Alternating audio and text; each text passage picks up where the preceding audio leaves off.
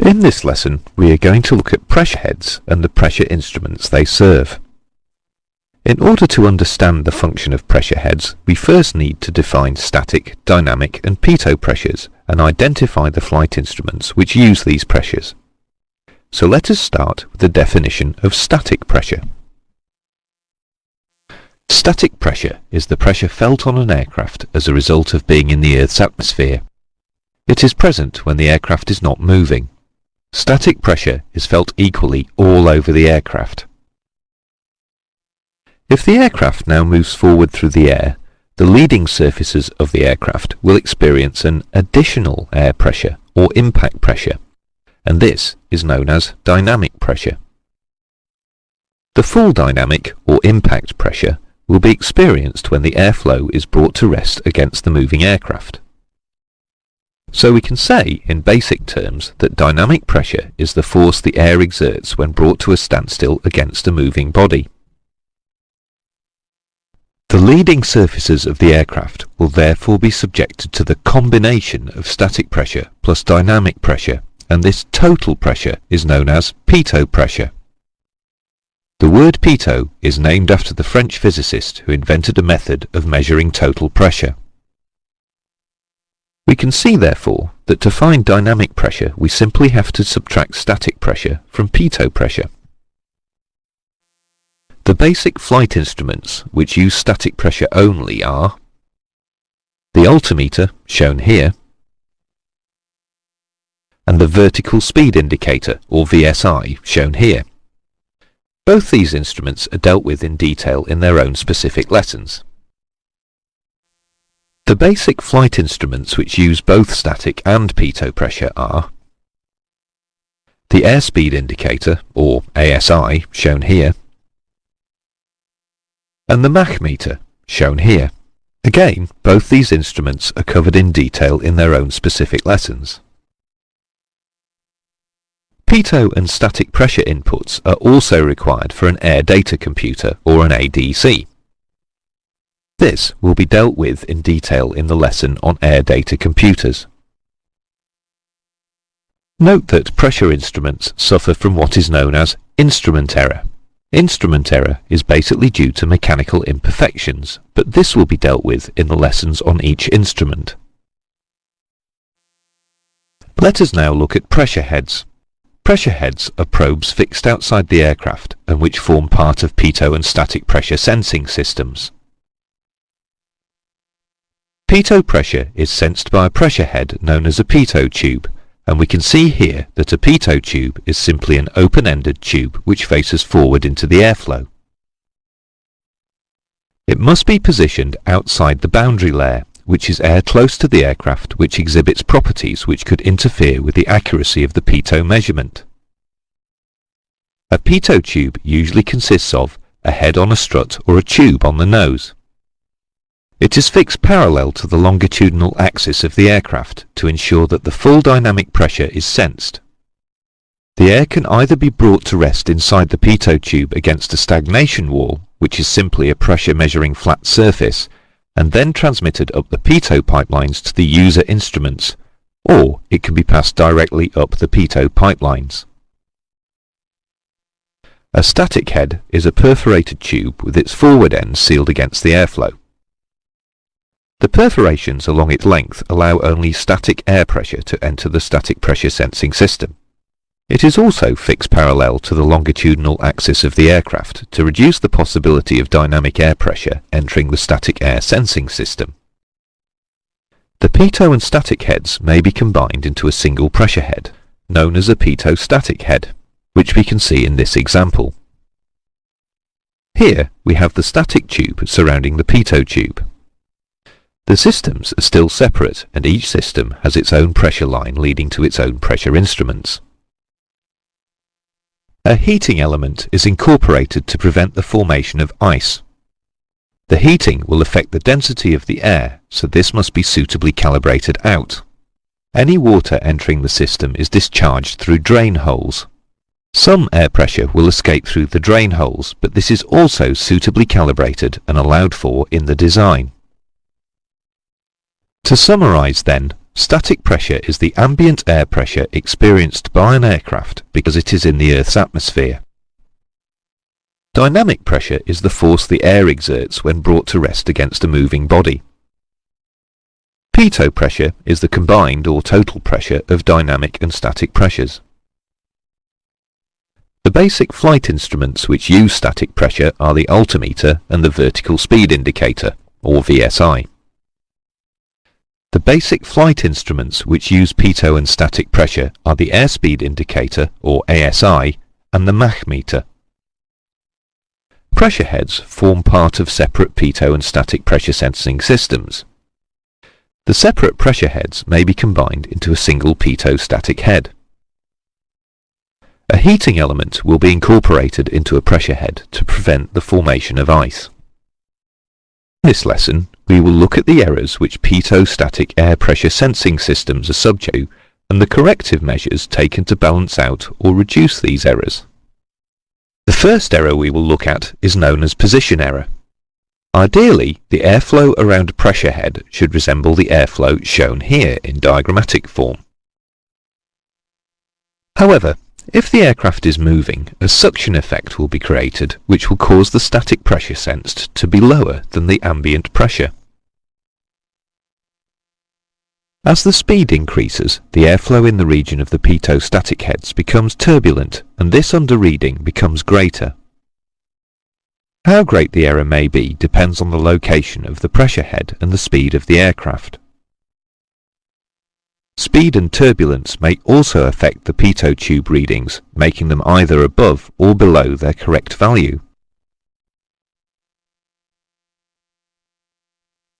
At high angles of attack, a component of dynamic pressure may also be sensed at the static head.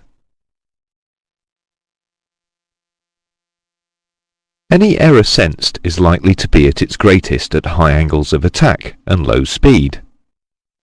The high angle of attack may also cause a loss of dynamic pressure in the pitot tube. Operation of the flaps or slats can cause significant changes to the angle of attack, which in turn can affect the turbulence created, and flight manuals may list different values of position error for different flap settings. Before moving on to the next error, which is maneuver error, let's look first at how the effect of position error can be reduced. The effect of position error can be substantially reduced by replacing the static pressure head with a static vent. There are some locations on the aircraft, usually on the side of the fuselage, where true or nearly true static pressure can be sensed over the whole speed range of the aircraft. A static vent is fitted in this location. The vent consists simply of a small flat metal plate with holes which form a vent opening in the centre of the plate. The vent is fitted flush with the fuselage and is connected to the pressure lines which feed the pressure instruments. The pressure line is angled upwards from the vent in order to prevent the accumulation of water and therefore does not require heating. About 90% of the combined pressure head position error can be eliminated by the use of a separate static vent. It is usual to have two interconnected static vents, one on each side of the fuselage, to ensure that any errors produced by side-slipping or yawing are minimized or balanced out. Duplication also reduces the chance of the system becoming blocked. However, static vents are not suitable for every aircraft. For instance, aircraft designed for very high speed are unsuitable because the shock waves generated at high Mach numbers can produce significant errors in the pressure sensed by a static vent. On very high speed aircraft, therefore, a more sophisticated combined pitot static head or high speed probe is used. This will have been specially designed to reduce position error, but will be more expensive than the basic combined probe found on low speed aircraft. The second error we will consider is maneuver-induced error.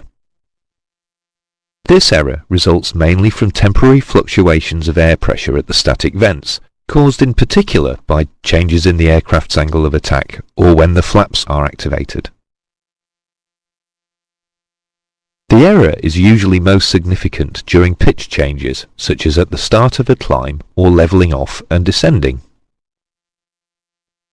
Manoeuvre-induced error normally causes a lag in pressure instrument readings. The error is best illustrated by looking at a vertical speed indicator reading as the aircraft levels off in the example here. In level flight, the pointer on the vertical speed indicator will read 0, so keep an eye on the pointer. In our example, the aircraft is climbing at an indicated reading of 500 feet per minute on the VSI. Watch what happens to the reading when the aircraft levels off, and we can see that the VSI reading is not an accurate representation of the aircraft's actual flight path. The lag in pressure instrument readings can persist for some time after the event, and therefore pressure instruments cannot be relied upon to indicate accurate instantaneous rates of change. The higher the altitude of the aircraft, the longer the error will be likely to last. Finally, in this lesson, we will look at a full pitot static system. In diagrammatic form, the system is illustrated here. We can see that the two pitot systems, coloured yellow here, function independently of each other, as do the two static systems, which are coloured blue here. Although the captain's and first officer's systems are usually independent of each other, they each sense pressures from both left and right sides of the aircraft. Note that the two static systems are also capable of being cross-fed and supplied by an alternate static source. The alternate static source may also be referred to as an emergency static source for use in the event that the primary source becomes blocked.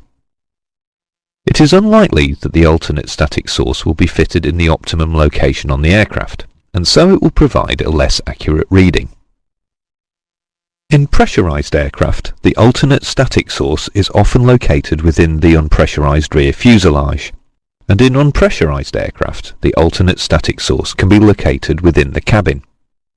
We can see a typical location in an unpressurized aircraft here. Often, as a result, the static pressure sensed will be lowered slightly due to aerodynamic suction, and this will cause the pressure altimeter and the airspeed indicator to overread. The error should be tabulated in the aircraft flight manual. In older or basic aircraft, air pipelines are used to transmit the pitot static pressures to the instruments.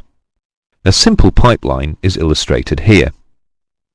Modern aircraft transmit the information electronically via pressure transducers at the pitot and static sources. The effect of blockages and leaks in the pitot static systems on each of the pressure instruments is dealt with in the individual instrument lessons. This concludes the lesson. A summary follows. Position error occurs as a result of suction and turbulent airflow in the vicinity of the pressure heads.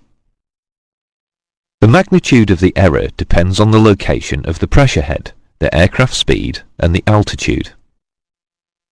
Position error is greatest at high angles of attack and low speed. Operation of the flaps and landing gear can have a significant effect on the turbulence created. The use of static vents can reduce the effect of position error. Static vents are fitted flush on both sides of the fuselage. Static vents are interconnected to reduce the effects of yaw and side slip. Duplication reduces the chance of the system becoming blocked. Static vents are not suitable for flight at very high speeds because of the shock waves produced. A high-speed probe is used instead. Manoeuvre-induced error is caused by temporary fluctuations of air pressure at the static vents during pitch changes. Manoeuvre-induced error results in a lag in pressure instrument readings. The higher the altitude, the longer the error will last. Static pressure sensed by an alternate static source will not be that to which the instruments are calibrated and may be in error. This will be tabulated in the flight manual. The error is likely to give a lower pressure which will cause the altimeter and ASI to overread.